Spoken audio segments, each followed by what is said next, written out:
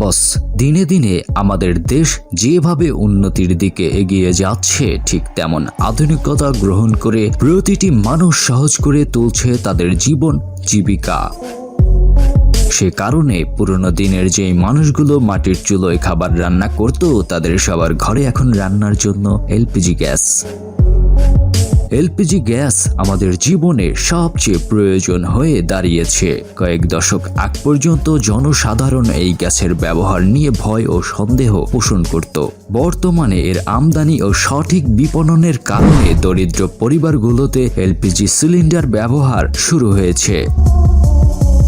আপনারা কি কখনো ভেবে দেখেছেন এলপিজি সিলিন্ডার কিভাবে তৈরি করা হয় অথবা এলপিজি সিলিন্ডার কিভাবে কাজ করে থাকে? আপনার যদি এই প্রশ্নের উত্তর জানতে আগ্রহ থাকে তাহলে আমাদের সাথে ভিডিওর শেষ পর্যন্ত দেখতে থাকুন। শুধু তাই নয়, ভিডিওর শেষে আমরা আপনাদের সিলিন্ডারের গায়ে ছাপা এই নম্বরগুলোর ব্যাপারে ধারণা দেব। তো without wasting any more Times, let's get hour today's video.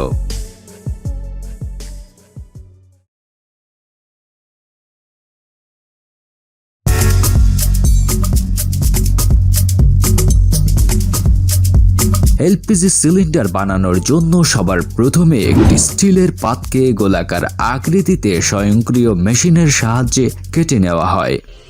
কেটে নেওয়া এই গোলাকার পাত হাইড্রোলিক প্রেসার মেশিনের ভেতরে ঢুকিয়ে একে একটু হাফ ক্যাপসুল আকৃতি দেওয়া হয়। স্টিল দিয়ে তৈরি এই অর্ধ ক্যাপসুল আকৃতির নিচের অংশ একই পদ্ধতিতে তৈরি করা হয়। এবার সিলিন্ডারের এই দুটি অংশকে এয়ার ওয়েল্ডিং এর সাহায্যে কিছুটা এভাবে জোড়া দিয়ে নেওয়া হয়। এরপর বেশ কিছু সময় পরে সিলিন্ডারের ওপরের অংশতে মেশিনের সাহায্যে ডিজাইন করে দেয়া হয়। এরপর এই সিলিন্ডারগুলো বড় মেশিনে পাঠানো হয়, যেখানে সিলিন্ডারের সকল পার্টসগুলো একে অপরের সাথে খুব মজবুতভাবে আটকে নেওয়া হয় এবং সবশেষে সিলিন্ডারগুলো একটি স্বয়ংক্রিয় মেশিনের সাহায্যে রং করে নেওয়া হয়। আচ্ছা, আপনারা কি কখনো ভেবে দেখেছেন সিলিন্ডার সবসময় লাল হয় কেন? একথা আমরা সবাই জানি যে লাল রং সাধারণত বিপদের সংকেত হয়ে থাকে, যে কারণে বিপজ্জনক জিনিসকে লাল রং দিয়ে দেখানো হয়। যেহেতু এলপিজি গ্যাস একটি দাহ্য পদার্থ আর এর ভেতরে খুবই বিপজ্জনক পদার্থ রয়েছে, সেজন্য গ্যাস সিলিন্ডারে লাল রং করা হয়ে থাকে। তবে শুধু এই একটি কারণে লাল রং করা হয় না। বিজ্ঞানীদের মতে লাল রংটি দেখতে পাওয়ার স্পেকট্রাম অর্থাৎ ভিজিবল স্পেকট্রাম অনেক বেশি পরিমাণে ওয়েভলেন্থ থাকে, যাতে এয়ার মলিকুলাস কম ভাঙতে সাহায্য করে। এটাও একটা বড় কারণ যে সকল বিপজ্জনক জিনিস দর্শাতে লাল রং ব্যবহার করা হয়।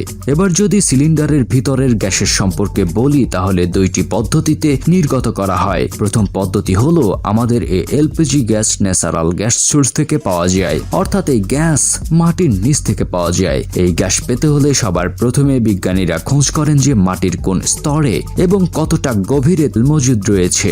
এই সম্পর্কে খোঁজ নেওয়া শেষ হলে মেশিনের সাহায্যে মাটির এই স্তর পর্যন্ত খনন করে নেওয়া হয়। এরপর বড় পাইপের সাহায্যে গ্যাস উত্তোলন করে নেওয়া হয়। এই গ্যাস যখন মাটির নিচ থেকে উত্তোলন করা হয় তখন তা ফিল্টার করে বের করা হয় না, তাই গ্যাসকে কারখানায় ফিল্টার অথবা পরিশুদ্ধ করা হয়। ট্রোফিন আর বিউটিন গ্যাসের মিশ্রণকে এলপিজি গ্যাস বলা হয়। এরপর থেকে সিলিন্ডারের ভেতরে ভরে নেওয়া হয়। এবার যদি দ্বিতীয় পদ্ধতির কথা বলা হয় তাহলে এই ক্ষেত্রে আপনারা সকলেই জানেন যে ক্রুড অয়েল এর সাথে পেট্রোল এবং ডিজেল প্রাপ্ত হয়। কিন্তু আপনারা কি জানেন ক্রুড অয়েলের মাধ্যমে এলপিজি গ্যাস পাওয়া যায়? ক্রুড অয়েল মেশিনের সাহায্যে মাটির নিচ থেকে উত্তোলন করা হয়। উত্তোলনকৃত গ্যাসকে ফ্যাক্টরিতে নিয়ে তাকে পরিশুদ্ধকরণ করা হয়, যার ফলে আমরা এলপিজি গ্যাস পাই। বস, আপনারা কি কখনো আপনাদের বাড়িতে থাকা গ্যাস সিলিন্ডারের ওপরের লেখার সংখ্যাগুলো মনোযোগ সহকারে দেখেছেন? সম্ভবত না। নম্বরগুলো দেখে কখনো কি আপনার মাথায় আসছে এগুলো কি জন্য আর কি জন্যই বা সিলিন্ডারের উপর এতগুলো সংখ্যা? আসলে বিভিন্ন ধরনের খাবার সহ অন্য দ্রব্যাদির ওপর যেমন এদের এক্সপায়ার ডেট মেয়াদ উত্তীর্ণের তারিখ দেয়া থাকে, তেমনি ভাবে এই এলপিজি গ্যাসের মেয়াদ উত্তীর্ণের তারিখ দেয়া থাকে।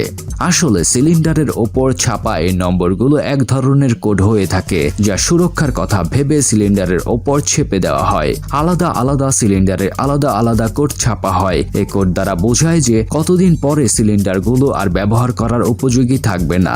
আপনারা যদি মনোযোগ দিয়ে এই কোডগুলো লক্ষ্য করেন তাহলে দেখতে পারবেন যে কোডের শুরু ইংলিশ অক্ষর ABC এবং D দিয়ে হয়ে থাকে। আসলে এই অক্ষরগুলো দিলে ইংলিশ মাসের হিসাব বোঝানো হয়।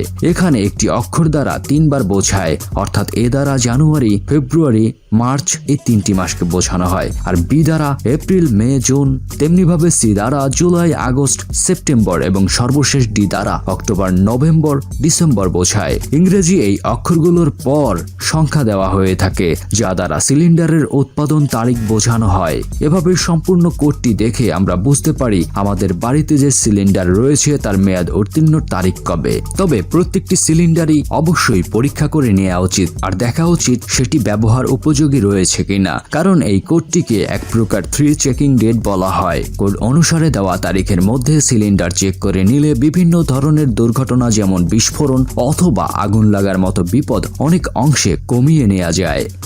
তো বস, আশা করছি আমাদের আজকের ভিডিও থেকে অনেক কিছুই জানতে পারলেন। ভিডিওটি আপনাদের ভালো লাগলে লাইক করুন এবং বন্ধুদের মাঝে ভিডিওটি ছড়িয়ে দিতে শেয়ার করুন। আজ চলে যাচ্ছি, দেখা হবে নেক্সট এপিসোডে। আল্লাহ হাফেজ, টাটা, গুড বাই।